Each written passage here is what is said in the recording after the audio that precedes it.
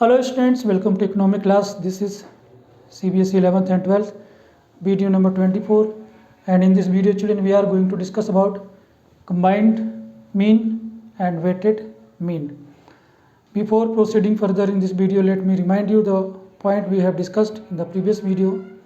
It was children, we calculate missing frequency and missing variable in the previous video, and we also discussed different type of case in which we calculate arithmetic mean.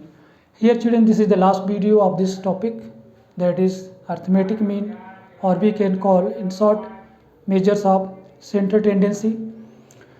In this video children, we are going to combine arithmetic mean. So children, combined arithmetic mean, we are combining the arithmetic mean, means two means are given there, right?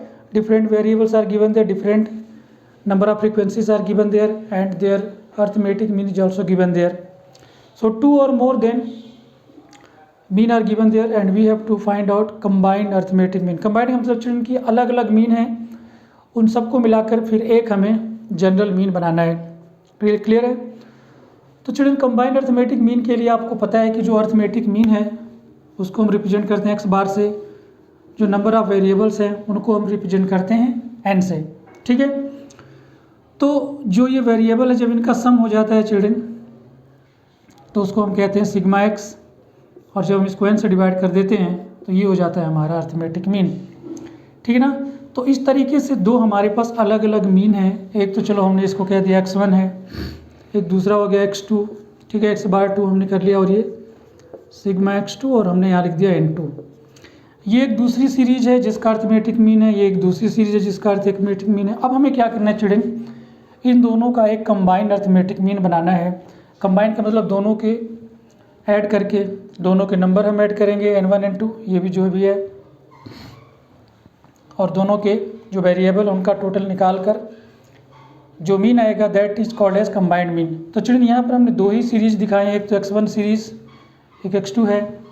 ठीक है ना? तो यहाँ पर children x1 का मतलब सिर्फ x1, x1 का मतलब बहुत सारे हो सकते हैं, कुछ भी यहाँ पर ले लो, 1 2 4 9.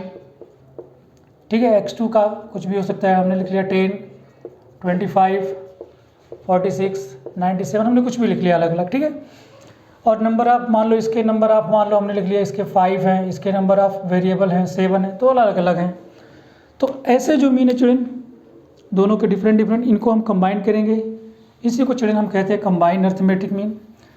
कंबाइंड अर्थमेटिक मीन को हम रिप्रेजेंट करते हैं चिल्ड्रन, सेम हमारे पास जो सिंबल है एक्स बार आप देख सकते हो, लेकिन यहाँ पर लिखा है 1, 2. तो 1 जो है ये फर्स्ट सीरीज है चिल्ड्रन, 2 जो है दूसरी सीरीज है. ठीक, x1 बार का मतलब है कि ये जो फर्स्ट सीरीज है उसका मीन, और ये n1 जो है number of observation in the series 1, दो सीरीज है.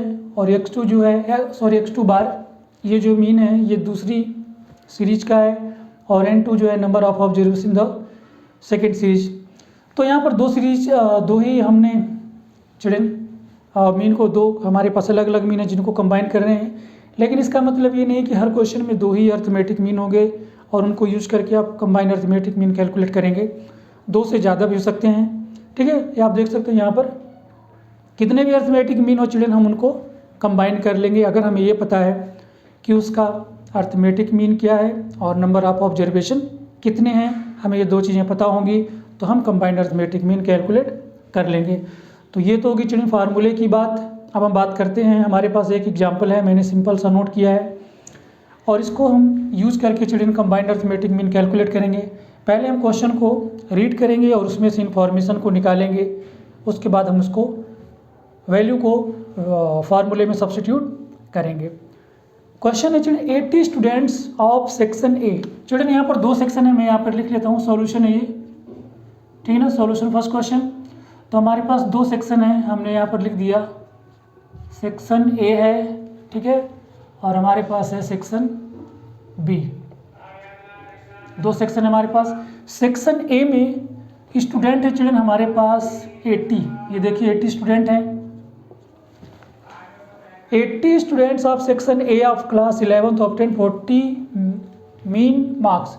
इनका जो मीन है चिल्ड्रन वो है 40. ठीक है, ये तो हो गया सेक्शन ए की बात। दूसरे में आ जाते हैं 40 students of section B.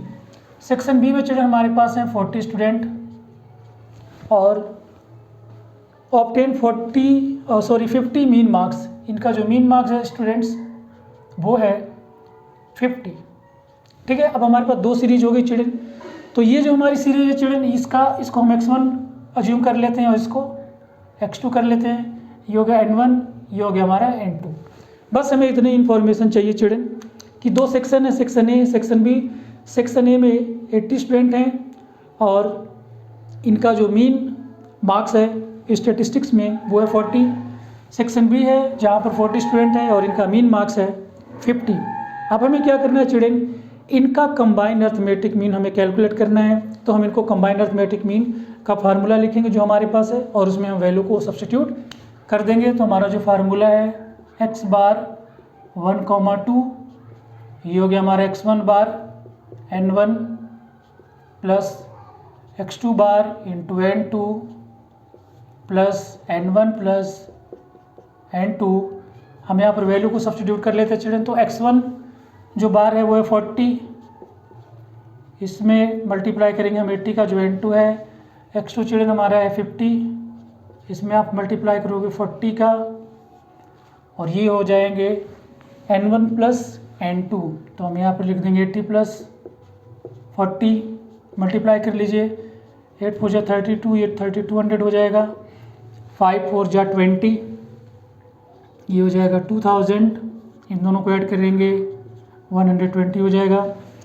3200 and 2000 को आप ऐड करेंगे तो हो जाएगा 5200 अपॉन 120। ये 0 से 0 को आप कैंसिल कर दीजिए। 520 को आप डिवाइड कर लीजिए 12 से। 12 4 जाइए 48 हो जाएगा। 12 से 8 को सब्ट्रैक्ट करेंगे 4 है, 0 डिवाइड करिए 3 टाइम। 12 3 जा 36, ये फिर 4 आ जाएगा, पॉइंट लगाएंगे 0 लगाएंगे तो ये चिल्ड्रन यही आता चला जाएगा।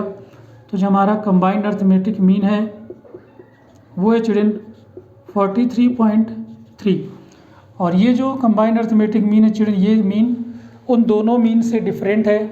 ये देखिए, इसका 40 था, इसका 50 था, यहाँ पर ये दोनों से डिफरेंट है। तो चिल्ड्रन ये बहुत ईजी था, आई होप कि ये समझ में आ गया होगा। अब हम आगे की तरफ बढ़ते हैं। दूसरा जो हमारा पार्ट है जो हम आपसे डिस्कस करने वाले हैं वो है चिल्ड्रन कि हमें इसमें वेटेड मीन फाइंड आउट करना है, या आप ये कह सकते हो वेटेड अर्थमेटिक मीन हमें कैलकुलेट इसमें करना है। तो चिल्ड्रन पहले हम लोग बात कर लेते हैं कि अर्थमेटिक मीन होता क्या है। तो जैसे कि चिल्ड्रन लिखा है वेटेड, इसमें वेट होता है। तो वेट चिल्ड्रन हम जैसे कि हम लोगों ने अर्थमेटिक मीन अभी तक कैलकुलेट किया है, तो उसमें चिल्ड्रन जितने भी हमारे ऑब्जर्वेशन होते हैं उनका जो वेट होता है वो इक्वल होता है। वेट इक्वली हम डिस्ट्रीब्यूटेड कर देते हैं, ठीक है। लेकिन जो वेटेड अर्थमेटिक मीन है इसमें क्या होता है कि कुछ ऐसी कंडीशन होती हैं कि व्हेन डिफरेंट आइटम्स, ठीक है ना, कि जो सिंपल अर्थमेटिक मीन उसमें सभी आइटम का वेट इक्वल होता है। लेकिन इसमें क्या है, when different item of a series are weighted according to their relative importance, कि एक जो आइटम है उसकी जो इम्पोर्टेंस दूसरे आइटम से ज़्यादा है ना। देखो, रिलेटिव का मतलब हम कंपेयर कर रहे हैं कि दो कमोडिटी हैं जिसमें एक की इम्पोर्टेंस ज़्यादा है, तो जिसका इम्पोर्टेंस ज़्यादा चिल्ड्रन है उसका वेट भी हम ज़्यादा लेते हैं। The average of such series is called weighted arithmetic mean. Clear है कि जब हम किसी आइटम की इम्पोर्टेंस उसकी रिलेटिवली इम्पोर्टेंस उसकी ज़्यादा हो जाती है दूसरे आइटम से, तो हम ऐसे केस में जब एवरेज फाइंड आउट करते हैं उसको कहते हैं weighted arithmetic mean. Weighted arithmetic mean क्योंकि चिल्ड्रन इसमें वेट आया, वेट को हम रिप्रेजेंट करते हैं W से। देखिए x बार और W लिखा हुआ है, इसका मतलब है वेटेड अर्थमेटिक मीन। सिग्मा आपको पता ही है कि समीशन के लिए यूज़ करते हैं। जो W है ये वेट और ये x जो है ये आइटम है। तो वेट का उसके आइटम से जब मल्टीप्लाई कर देते हैं चिल्ड्रन, तो ठीक है ना, तो ये हो जाता है समेशन ऑफ इस दोनों का प्रोडक्ट का, और ये जो है चिल्ड्रन वेट का समेशन है। तो इन दोनों को यूज करके चिल्ड्रन हम क्वेश्चन सॉल्व करेंगे। बहुत सिंपल क्वेश्चन हमारे पास, आप देख सकते हो कि एक टेबल बनी हुई है और इस टेबल को यूज करके हम वेटेड अर्थमेटिक मीन कैलकुलेट करेंगे। तो इसमें चिल्ड्रन एक तरफ तो लिखा है मार्क्स, ये सॉल्यूशन हमारा 2 है, यहाँ पर ये मार्क्स है, मैं ऐसे लिख देता हूँ। मार्क्स को हम रिप्रेजेंट कर रहे हैं x से, और उसके बाद है चिल्ड्रन हमारे पास वेट, WEI वेट को हम रिप्रेजेंट करेंगे W से चिल्ड्रन, और यहाँ पर हमें कैलकुलेट करना है WX। एक टेबल हमें बनानी पड़ेगी, ये देख सकते हैं आप। मार्क्स हैं 100, 200, 300, 400, 500 एंड 600। जो वेट है वो हम लिख लेते हैं चिल्ड्रन, ये 2 हो गया, 3, 6, 7, 3, 9। यहाँ पर चिल्ड्रन हम वेट का समेसन कर लेते हैं, जैसे कि हमें यहाँ पर निकालना भी है। आप इनकी वो ऐड कर लिए, 2, 3, 5, 6, 11, 7, 18, 18, 3, 21, 21 और 9 जो है वो हो जाएगा आपका 30। अब इन दोनों का चिल्ड्रन हम मल्टीप्लाई कर लेते हैं। 100 2 जा 200, 200 3 जा 600, 300 6 जा 1800, 7 4 28, ये 2800 हो गया, 1500 और ये 5400। इनको हम ऐड कर लेंगे चिल्ड्रन, हमारे पास आ जाएगा सिग्मा WX। तो ये 0 एंड 0, यहाँ से हम ऐड कर दें 2 8, 2 and 6 8, 8 8 16, 16 and 24, 24 and 5 29, 29 and 4 30, 33, carrying and 3, 3 5 8, 8 1 9, 9 2 11, 11 1 12, 12,300 children हमारे पास summation of weight and X हो गया है। हम यहाँ पर वेटेड अर्थमेटिक मीन कैलकुलेट कर लेते हैं। ये हमारा फार्मूला हो गया, इसमें आप वैल्यू को सब्स्टिट्यूट कर देंगे। 12,300, 30 से आप इसको डिवाइड कर लीजिए, 0 से 0 को कैंसिल कर दिए चिल्ड्रन, तो ये हो जाएगा 3 4 जा 12, 3 1 जा 3 और ये 0। तो ये हो गया चिल्ड्रन हमारा वेटेड अर्थमेटिक मीन और कंबाइंड अर्थमेटिक मीन। और इस टॉपिक के साथ हम लोग इस वीडियो को आज फिनिश कर चुके हैं। अब हम लोग न्यू चैप्टर को स्टार्ट करेंगे अगले वीडियो में। So that's all for this video. I hope कि ये सारे पॉइंट आपको अच्छे समझ में आ गए होंगे और आप प्रैक्टिस कर रहे होंगे। So see you in the next video, till then take care, God bless you all and thank you for watching the video.